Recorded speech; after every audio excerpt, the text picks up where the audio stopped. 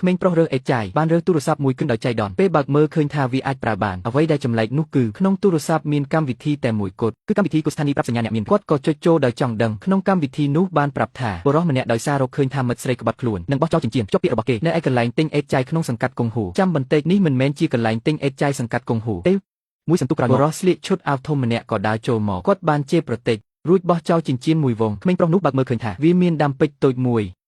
ដូច្នេះកម្មវិធីទូរស័ព្ទនេះអាចព្យាករណ៍អនាគតបានមែនទេរសៀលថ្ងៃដដែលក្មេងប្រុសនោះក៏បានលក់ចិញ្ចៀននោះគួរឲ្យស្ដាយពេជ្រនោះតូចពេកក៏លក់បានតែ300យន់ប៉ុណ្ណោះដើម្បីរកលុយ200,000យន់សម្រាប់ថ្លៃវះកាត់ម្ដាយក្មេងប្រុសក៏មានបំណងប្រមូលបន្តិចម្ដងដែរគាត់ក៏បើកទូរស័ព្ទមើលម្ដងទៀតឃើញមានដំណឹងថាថ្ងៃស្អែកម៉ោង 5 4 ព្រឹកនៅឯផ្សារទិញលក់សម្ភារៈជួយសង្គ្រោះខាងមានតាអាចារ្យម្នាក់នឹងលក់សម្ភារៈអស់ពីស្តុកក្នុងចំណោមទំនិញទាំងនោះមានសៀវភៅរឿងគំនូរជីវចល16ក្បាលតាអាចារ្យនឹងចាត់ទុកសៀវភៅនេះជាសម្រាមប្លាស្ទិកតែតាមពិតវាមានតម្លៃរហូតដល់500,000យន់នេះថ្ងៃបន្ទាប់ក្មេងប្រុសនោះក៏បានមកដល់ផ្សារទិញលក់សម្ភារៈជាមុនគេជាការពិតណាស់ពេលនោះតាអាចារ្យកំពុងវេចខ្ចប់របស់របរកំតិចកំទីតើអ្នកលក់របស់របរនេះដោយរបៀបណាគិតជាសំណល់អេតចាយគឺលក់1-2យន់ក្នុងមួយចិនទៅដូច្នេះក្មេងប្រុសក៏និយាយភ្លាមថារបស់អេតចាយទាំងនេះខ្លួននឹងយកទាំងអស់តែចុងក្រោយម្ចាស់ហាងបាយជានិយាយថារបស់ទាំងនេះត្រូវបានកក់ទុកតាំងពីម្សិលមិញទៅហើយគឺឲ្យទៅឲ្យអ្នកប្រមូលអេតចាយម្នាក់ទៀតឈ្មោះតាលីគ្មានជំរឿក្មេងប្រុសនោះក៏ដំឡើងថ្លៃដោយបង្កើនដល់1-3យន់តាចាស់គិតថាយ៉ាងណាក៏លក់ដែរដូច្នេះតាអាចារ្យក៏បានយល់ព្រមតាមក្មេងប្រុសនោះទៅតែមិននឹកស្មានថាលោកដាវដែលកក់ទុកសំណល់ទាំងនេះស្រាប់តែមកដល់ពេលដឹងថាតាបានលក់អេតចាយឲ្យក្មេងនោះដាវក៏មិនយល់ព្រមដែរអញឲ្យ1.3យន់ក្នុងមួយចន្លឹងអហោះអញឲ្យ1.5យន់វិញពេលឮដូច្នេះតាក៏សប្បាយចិត្តហើយត្រៀមខ្ចប់ក្មេងនោះឃើញដូច្នេះក៏ដំឡើងថ្លៃដល់1.7យន់អញឲ្យ2.5យន់ធៀបទាំងនេះមានប្រហែល100យូនីតបើឲ្យ5យន់នឹងចំណេញដល់4,000យ៉ាងណាក៏ដោយក៏ចំណេញដែរគ្រាន់តែចំណេញច្រើនឬតិចតែប៉ុណ្ណោះក្មេងនោះក៏ដំឡើងថ្លៃដល់5យន់ភ្លាមពេលនោះស្ត្រីចំណាស់ដែលមើលហេតុការណ៍គិតថាក្មេងនោះល្ងងហើយព្រោះទាំងនេះសុទ្ធតែអេតចាយធ្វើចំនួនបែបនេះមិនខាត់ទាំងងាប់ទេអីចំណែកលោកដាវគិតថាក្មេងនោះគ្រាន់តែបង្កចំនួនគាត់មិនល្ងងទេដូច្នេះបើក្មេងនោះចង់បានក៏ទុកឲ្យគេចោះយ៉ាងណាមិញក្មេងនោះនឹងតាក៏បានដោះដូរប្រាក់និងទំនិញភ្លាមក្មេងប្រុសមើលរឿងគំនូរជីវចលនៅក្នុងដៃគិតរកកន្លែងលក់វាស្របពេលនោះយុវជនម្នាក់ពាក់វ៉ែនតាដើរកាត់ទីនោះគាត់ឃើញរឿងគំនូរជីវចលនោះយុវជននោះស្គាល់ភ្លាមថាជារបស់កុំមកហើយព្រមទិញក្នុងតម្លៃ2,000យន់2,000យន់គ្រាន់តែគំនូរចាស់ប៉ុន្មានទាំងនេះឯកសារថាវាមានតម្លៃ5,000យន់គាត់តវ៉ាបើចង់បានមិនចុះជាង5,000យន់ទេបរិសចំណាស់នឹងដាលីវនិយាយថាក្មេងនេះលោភលន់ពេកហើយ2,000យន់គ្រប់គ្រាន់ហើយប្រយ័ត្នមិនបាន2,000យន់វិញតែយុវជននោះបែរជាយល់ព្រមគាត់ឲ្យក្មេងប្រុសស្កេនទូរស័ព្ទដើម្បីទូទាត់ភ្លាមដូច្នេះគាត់រកបានជាង4,000យន់ដោយងាយប៉ុន្តែរកលុយរបៀបនេះយឺតពេកហើយពេលណាទើបរកលុយព្យាបាលម្ដាយគ្រប់ពេលនោះទូរស័ព្ទក៏មានសារថ្មីលើកនេះគឺថូបការពណ៌ខៀវនឹងគេថាមានយាយម្នាក់ផ្លាស់ផ្ទះថ្ងៃនេះគាត់នឹងបោះចោលរបស់របរជាច្រើនដូចជាសម្រាមហើយក្នុងចំណោមនោះមានថូបការមួយថ្លៃ200,000យន់ឃើញមានការងារធំមកដល់ក៏ប្រញាប់ទៅរកយាយចាស់ដែលកំពុងរើផ្ទះយាយរើផ្ទះមែនទេរបស់ដែលមិនប្រើទាំងនេះយាយលក់អត់ខ្ញុំអាចឲ្យលុយបន្តិចបន្តួចដើម្បីទិញយកបានយាយរបស់ខ្ញុំនៅល្អនៅឡើយអីចឹងឲ្យខ្ញុំ3ឬ4,000យន់ហើយយករបស់ទាំងនេះទៅទាំងអស់បានតើខ្ញុំឲ្យ3,000យន់យករបស់ទាំងនេះទាំងអស់ទៅបានល្អណាស់អាលីផេចូល3,000យន់ល្អមែនតាមពិតខ្ញុំត្រៀមបោះចោលរបស់អស់នេះហើយមិននឹកស្មានថាបាន3,000យន់ទៀតលោកម្ចាស់តើកន្លែងលោកទទួលទិញចានបុរាណទេលោកមានរបស់សម័យណាខ្លះខ្ញុំមើលបានទេ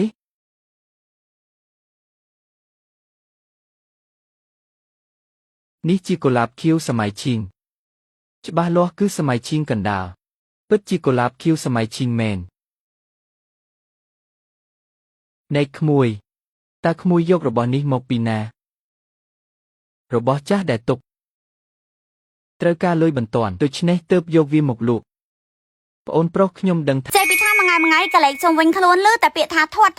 ការសម្រកអង្ការស្គងការបានរៀងស្អាតទាំងគេគេណោតែមកក្តាប់ទេចង្កេះឯងវិញណាមិនដឹងថានៅណាទេធ្វើការក៏ងាយហត់មានអារម្មណ៍ថាធុញទ្រាន់ខ្លាំងមែនតើធុញទ្រាន់នឹងការបាត់បង់នៅទំនុកចិត្តចំពោះខ្លួនឯងស្អីក៏មិនស្អាតស្អីក៏មិនសមសំខាន់ខំប្រឹងរកគ្រប់វិធីអស់ហើយក៏ប៉ុន្តែមិនទទួលបានលទ្ធផលល្អសោះតមហាផងហាត់ប្រាណផងខំប្រឹងញ៉ាំថ្នាំសម្រកផងក៏ប៉ុន្តែមិនទទួលបានលទ្ធផលញ៉ាំហើយកាន់តែអស់កម្លាំងលហិតលហើយធ្វើទុកធីងធងពិបាកក្នុងខ្លួនរៀករូបអួតចង្អោរជាដើមធ្វើឲ្យមានអារម្មណ៍ថាធុញមែនតើលេងចង់ញ៉ាំហើយ សិនចង់បញ្ឈប់នៅបញ្ហាកាំងគីឡូបញ្ហាលើគីឡូលើខ្លាញ់មែនអត់បងអូនអាចសាក់ញ៉ាំជាមួយនឹងស្តាក់វីតាមីនកម្ពុជាសម្រក់ទម្ងន់យ៉ាសកាបាន50សែនស្រកលឿនសាហាវប្រេផ្សាយត្រឹមតែមួយគ្រាប់ដំបូងទេណានឹងចូលទៅដុតបំផ្លាញជាតិខ្លាញ់ដែលកកស្ទះនៅតាមរាងកាយថាបងអូនមានបញ្ហាក្បាលពោះធំដើមដៃកពួនជើងធំបញ្ហាបឿកញ៉ាំអីក៏មិនស្រកពិបាកក្នុងការតមអាហារខ្ជិលហាត់ប្រាណចង់មករៀងស្លឹមស្អាតញ៉ាំជាមួយនឹងយ៉ាសកា Body Shape បានធានាជូនតែម្ដងជាតិខ្លាញ់ជាតិពុលទាំងអស់ត្រូវបានដុតបំផ្លាញគ្មានសល់ទេជាពិសេសជាតិខ្លាញ់ត្រូវបានដុតបំផ្លាញហើយបញ្ចេញចោលតាមរយៈទឹកនោមនិងការបែកញើសទៀតផងធ្វើឲ្យការស្រកគីឡូស្រួលខ្លួនមែនតើកាន់តែល្អថែមទៀតសម្រាប់បងអូនដែលគាត់ចូលចិត្តញ៉ាំជាមួយនឹងអាហារផ្អែមអាហារខ្លាញ់ដែលជារោគសញ្ញានៃការបង្កកើតមានបញ្ហាធំនិងបញ្ហាជំងឺផ្សេង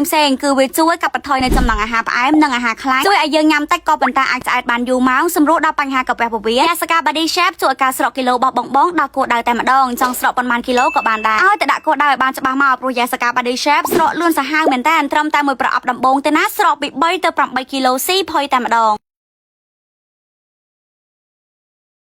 ថាប្អូនជាអ្នកស្គាល់ទីផ្សារដប់ឆានជីលៀនវិនពណ៌ខៀវសម័យកណ្ដាលឈឹងថ្វីត្បិតមិនមែនជាវត្ថុម្រកកំពូលតែត្រូវបានថែរក្សាយ៉ាងល្អការងារឆ្លាក់ក៏ល្អិតល្អន់គឺជារបស់កម្រណាស់បងប្រុសត្រៀមលក់ប៉ុន្មានតាមតម្លៃទីផ្សារបច្ចុប្បន្នតម្លៃប្រហែល20,000គួរតែមានលោកចង់លក់ប៉ុន្មានប្អូនពិតជាចេះរកស៊ីមែនកុំឲ្យខាត់ពេលច្រើនតម្លៃទីផ្សារខ្ពស់បំផុតឥឡូវនេះគឺប្រហែល20,000ខ្ញុំឲ្យបង18,000ចាត់ទុកថាជាការរាប់អានមិត្តភក្តិតើបានទេយកពំគឺ80,000វិជ្ជាបណ្ឌិតលីថ្លៃវះកាត់ម្ដាយខ្ញុំបានបងរួចហើយសូមលោកជួយរៀបចំការវះកាត់ឲ្យលឿនបំផុតបានហើយកុំបារម្ភអីកូនពេញឲ្យពិបាកណាស់សម្រាប់កូនតើកូនរកលុយច្រើននោះមកពីណាកូនគុំធ្វើអ្វីល្ងងខ្លៅឲ្យសោះណាជំរាបសួរម៉ាក់កុំបារម្ភអីកូនប្រុសឥឡូវមានសមត្ថភាពណាស់លុយនេះខ្ញុំរកបានដោយសុចរិតទៅមុខជីវិតយើងនឹងល្អប្រសើរម៉ាក់ចាំតែទទួលភាពសុខស្រួលទៅបានហើយការរុះរងជាងផ្លូវហ្វូស៊ីតាមផែនការរយៈពេលវែងនៅខាងក្នុងចន្លោះទ្វីបផ្ទះបាយមានលក្ខប្រាក់កាក់30របស់សាធារណរដ្ឋចិនតម្លៃប៉ាន់ស្មានគឺ8ទៅ10,000យ៉នទៅរុះរើនេះជាឱកាសល្អដើម្បីរកលុយ10,000យ៉នធានាការព្យាបាលបន្តរបស់ម្ដាយហើយម៉ាក់សម្រាកសិនទៅខ្ញុំចេញទៅធ្វើការបន្តិចហើយស្អែកខ្ញុំមកលេងម៉ាក់ទៀតបានហើយគឺអីចឹងហើយហ្វូស៊ីងមិនទាន់ធ្វើការទេហេត្រូវរកមើលឲ្យបានម៉ត់ចត់ឮថាពីមុនតំបន់នេះមានអ្នកមានធំរស់នៅគ្រាន់តែលេចចេញបន្តិចបន្តួចពីចន្លោះប្រហោងគឺគ្រប់គ្រាន់ឲ្យយើងបានចាយវីពេញកន្លះឆ្នាំហើយអេខ្ញុំស្មានតែអ្នកណាមិនមែនស្ដេចកាក់សំណល់របស់យើងទេរើសបានរបស់ល្អពីសម្រាមតម្លៃ$5ហើយនៅមិនគ្រប់ទៀតចង់មកកាប់របស់ល្អនៅទីនេះទៀតហេខ្ញុំនិយាយជាមួយឯងមិននឿទេកន្លែងនេះខ្ញុំកក់ទុកហើយយល់ពីច្បាប់ទម្លាប់ទេរឿងអីវ៉ាន់ក្នុងគំនោភេទផងគឺអាស្រ័យលើសមត្ថភាពរៀងខ្លួនយកច្បាប់ទម្លាប់មកពីណាអីចឹងបើចង់បានអ្វីគឺពឹងលើសមត្ថភាពខ្លួនឯងនៅទីនេះទៅតំបន់នេះជារបស់ឯងហើយ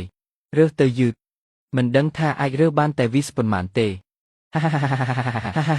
នេះមានន័យថាជាកន្លែងដែលឯងមិនត្រូវការទេតែគុកច្រវាក់ផ្លូវតូចដែលរបាយការណ៍បាននិយាយហាក់ដូចជានៅក្នុងតំបន់នេះសង្ឃឹមថាពួកគេមិនបានរកឃើញទេបាទបងដាយូអ្វីដែលបងនិយាយគឺត្រូវហើយខ្ញុំទៅរើស11អញចេះគិតគូរល្អបងប្អូនយើងទៅខាងនោះវិញទុកឲ្យស្ដេចរើសអីវ៉ាន់នៅទីនេះតែម្នាក់ឯងទៅបើហ៊ានឆ្លងកាត់ព្រំដែនហេទៅ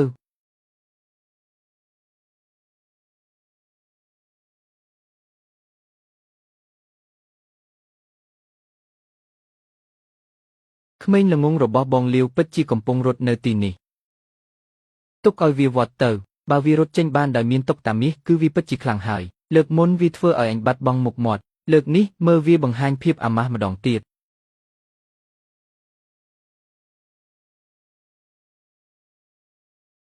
គឺជារបស់នេះហើយ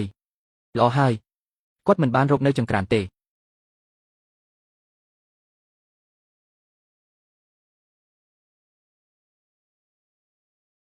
វាជាការពិតហេចាំបន្តិចក្មេងនោះកាន់អ្វីនៅក្នុងដៃជារបស់ដែលជីកបាននៅក្នុងទឹកដីរបស់អញលេបយកតែឯងអ្នកទេសចរធំឲ្យមុននេះអ្នកនិយាយដោយមាត់ខ្លួនឯងតំបន់នេះជាកម្មសិទ្ធិរបស់ខ្ញុំជីកបានរបស់ពីដីរបស់ខ្ញុំមិនហៅថាលេបយកតែឯងទៅវិញអញឲ្យឯងរើសសម្រាមទេ អ្នកណាដឹងថាមានរបស់មែងកុំមកច្រើនប្រញាប់យកមកឲ្យអញមើលភ្លាមបើវាពិតជាមានតម្លៃមែនយើងត្រូវចែកគ្នាពាក់កណ្ដាល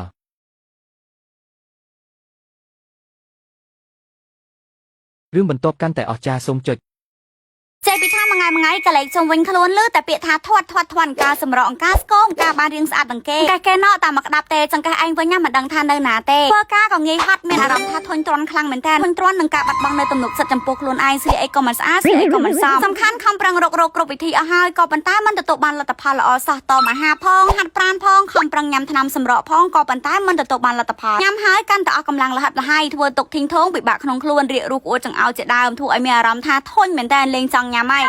សិនចង់បញ្ឈប់នៅបញ្ហាកាំងគីឡូបញ្ហាលើគីឡូលើខ្លាញ់មែនអត់បងអូនអាចសាក់ញ៉ាំជាមួយនឹងស្តាក់វីតាមីនកម្ពុជាសម្រក់ទម្ងន់យ៉ាសកាបានអាសានស្រកលឿនសាហាវប្រេផ្សាយត្រឹមតែមួយគ្រាប់ដំបូងទេណានឹងចូលទៅដុតបំផ្លាញជាតិខ្លាញ់ដែលកកស្ទះនៅតាមរាងកាយថាបងអូនមានបញ្ហាក្បាលពោះធំដើមដៃកពួនជើងធំបញ្ហាបឿកញ៉ាំអីក៏មិនស្រកពិបាកក្នុងការតមអាហារខ្ជិលហាត់ប្រាណតែចង់មករៀងស្លឹមស្អាតញ៉ាំជាមួយនឹងយ៉ាសកា Body Shape បានធានាជូនតែម្ដងជាតិខ្លាញ់ជាតិពុលទាំងអស់ត្រូវបានដុតបំផ្លាញគ្មានសល់ទេជាពិសេសជាតិខ្លាញ់ត្រូវបានដុតបំផ្លាញហើយបញ្ចេញចោលតាមរយៈទឹកនោមនិងការបែកញើសទៀតផងធ្វើឲ្យការស្រកគីឡូស្រួលខ្លួនមែនតើកាន់តែល្អថែមទៀតសម្រាប់បងអូនដែលគាត់ចូលចិត្តញ៉ាំជាមួយនឹងអាហារផ្អែមអាហារខ្លាញ់ដែលជារោគសញ្ញានៃការបង្កកើតមានបញ្ហាធំនិងបញ្ហាជំងឺផ្សេងគឺវាជួយកាត់បន្ថយនៅចំណង់អាហារផ្អែមនិងអាហារខ្លាញ់ជួយឲ្យយើងញ៉ាំតិចក៏ប៉ុន្តែអាចឆ្អែតបានយូរម៉ោងសម្រួលដល់បញ្ហាកាពះពោះវៀនសកា Body Shape ជួយឲ្យការស្រកគីឡូរបស់បងដល់គោលដៅតែម្ដងចង់ស្រកប៉ុន្មានគីឡូក៏បានដែរឲ្យតែដាក់គោលដៅឲ្យបានច្បាស់មកព្រោះយ៉ាសកា Body Shape ស្រកលឿនសាហាវមែនតើត្រឹមតែមួយប្រអប់ដំបូងទេណាស្រកពី3ទៅ8គីឡូស៊ីផុយតែម្ដង